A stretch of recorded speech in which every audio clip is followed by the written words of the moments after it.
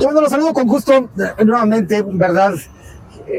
Me quiero contar hoy sobre un tema muy interesante, bueno, siempre, ¿verdad? Y siempre ya sabe que hablo de estos temas de política y estas cosas que suceden en el mundo y en nuestro querido México.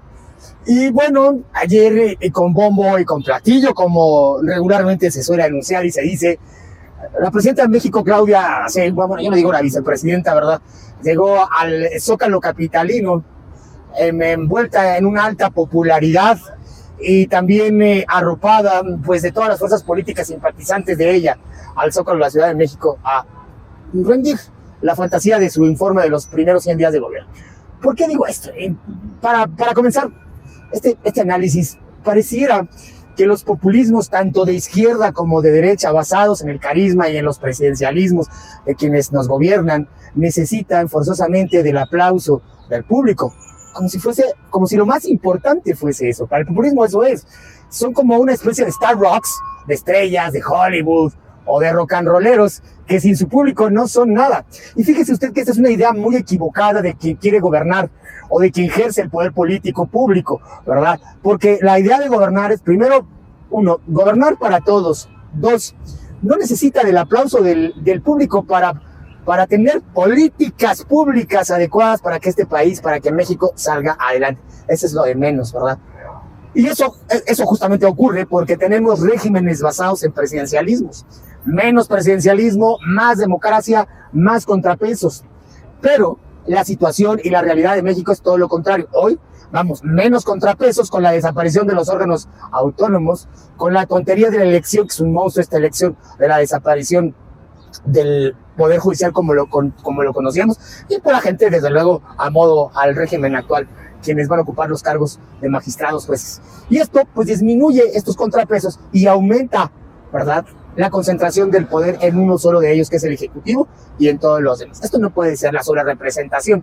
Y esto lo descubrimos ayer porque parece ser, y aquí hay un grave error. Yo aplaudo mucho, ¿verdad?, que, por ejemplo, se le diga a Trump, y eso también hay que decirlo cuando las cosas se hacen bien, ¿verdad?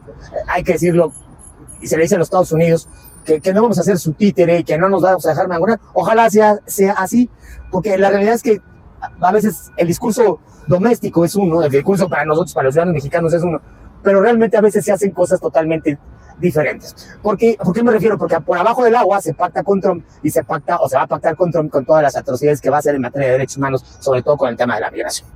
Ojalá que no sea así. Ojalá que por abajo de la mesa no se pacte y el discurso de México sea solo como siempre ha sido. Y fíjese, hablando de eso, a mí me parece que estos actos de concentración, esta necesidad de demostrar que la gente está con ella, este populismo, me recuerda más al PRI de los 60s, de los 70s, cuando yo nací justamente, y de los 80s.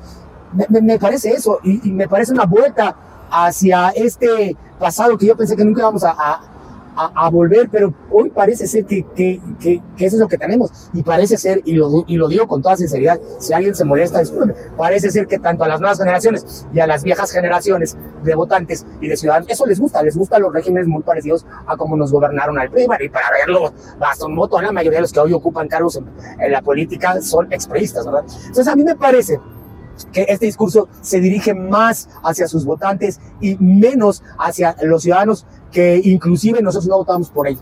Aquí si la presidenta o la vicepresidenta de México, Claudia Sheinbaum, quisiera realmente formar un régimen mucho más democrático, mucho más sustancioso en muchas materias y democratizar más al país, primero, no hubiera desaparecido los órganos autónomos. Segundo importante, esta comparecencia de sus 100 días y estos informes, ¿por qué no la hace como la mayoría de los países civilizados, que también se está mirando la democracia por estos populismos? ¿Sí? ¿Por qué no lo hace ante el Congreso? ¿Por qué no lo hace de frente a una oposición? Oposición como tal lo es. Y fíjese que justamente analizando el discurso, a mí me parece que este discurso es solamente dirigido hacia sus simpatizantes. ¿Por qué? Porque dice algo interesante. Dice, a México hay muchos que les gustaría que le vaya mal. Y no es cierto. Eso definitivamente, yo vivo en este país, mi familia vive en este país, y no nos gustaría que a ningún gobierno le fuese mal para que le fuese mal a México. Eso sería maquiavélico pensar. No dudo quien lo quiera, pero nosotros como ciudadanos no nos interesa presidenta o vicepresidenta que le vaya mal a usted. Nos interesa tener más democracia, nos interesa ser críticos. Si usted quiere que los ciudadanos seamos unas focas aplaudidoras, no, el ciudadano no está para aplaudir al gobierno, está para criticarlo. Ese es nuestro papel. Y me llama mucho la atención su retórica y la retórica de Morena, porque al decir que somos sus adversarios, los que no pensamos como ella. Dice, no son mis enemigos, pero son mis adversarios. Le quiero decir algo, si usted recurre a la Real Academia de la Lengua Española, ¿verdad?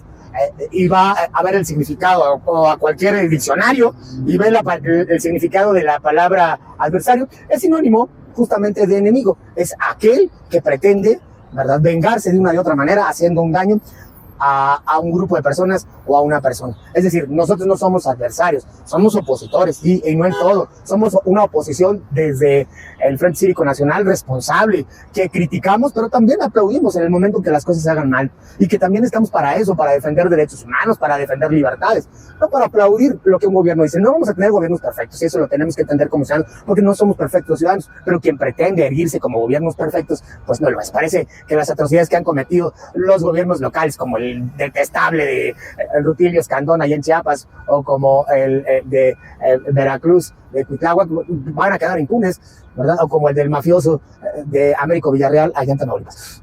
Es increíble, ¿verdad? No me parece este discurso porque siguen con lo mismo. Parece una calca de lo que justamente fue el gobierno de López Obrador, y hay otro sentido, ¿verdad? También aplaudiendo a López Obrador como si fuese el redentor de México, como si hubiera a partir de 2018 parido a México y parido a todos nosotros.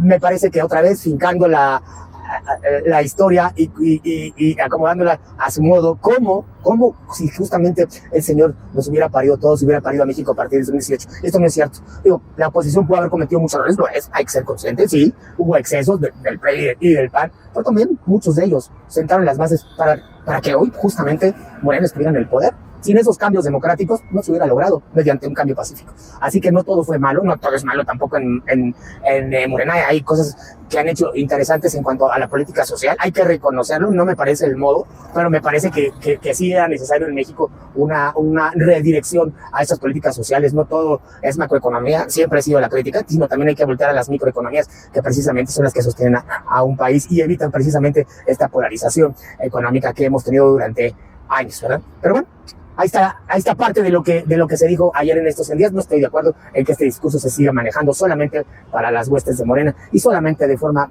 vil y vulgarmente electoral. Cuídense, nos vemos la próxima. Adiós.